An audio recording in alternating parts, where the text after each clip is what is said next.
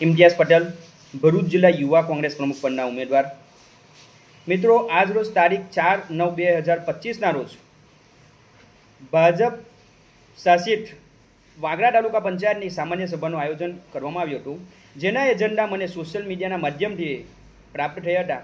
જેમાં ભાજપ શાસિત આ તાલુકા પંચાયત દ્વારા ફરીવાર વાગરા તાલુકાની પ્રજા અને વાગરાની જે ગ્રામ્ય પ્રજા છે તેની મૂળભૂત સુવિધાઓની અવગણના કરવામાં આવી હોય એવું ફરીવાર અહેસાસ થયો છે. ત્યારે મીડિયા અને સોશિયલ મીડિયાના માધ્યમથી તાલુકા પંચાયતના ચૂંટાયેલા પ્રતિનિધિઓ, તાલુકા પંચાયતના વહીવટદાર અધિકારીઓને વિનંતી કરી રહ્યો છું કે વાગરા તાલુકાની જે પ્રજાની મૂળભૂત સુવિધાઓ છે તે આપવામાં તમે છેલ્લા સાડા ચાર વર્ષથી અસફળ રહ્યા છો.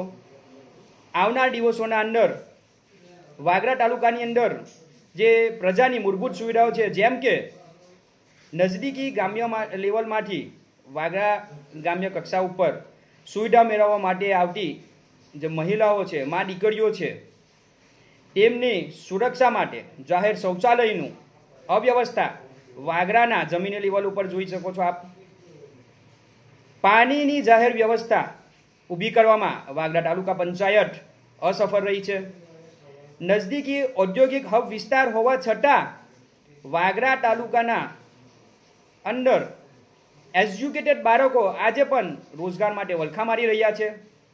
વાગરા તાલુકા લેવલ ઉપર મોટું એક આરોગ્યલક્ષી જાહેર હોસ્પિટલ ઊભું કરવામાં પણ તાલુકા પંચાયત નિષ્ફળ નીવડી છે.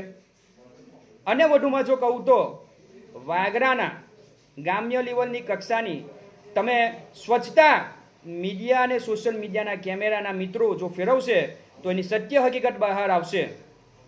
માટે આવનાર દિવસોના અંદર વાગરા તાલુકાની જે પ્રજા છે તેને પડી રહેલી પ્રશ્નો છે તેને વાચા આપવા માટે વાગરા તાલુકા કોંગ્રેસ જ્વલન આંદોલન કરીને પ્રજાના પડતર પ્રશ્નોને ઉઠાવીને આવનાર દિવસોના અંદર આ ભાજપ શાસિત તાલુકા પંચાયત સામે આંદોલન છેડીને પ્રજાના પ્રશ્નોને વાચા આપશે.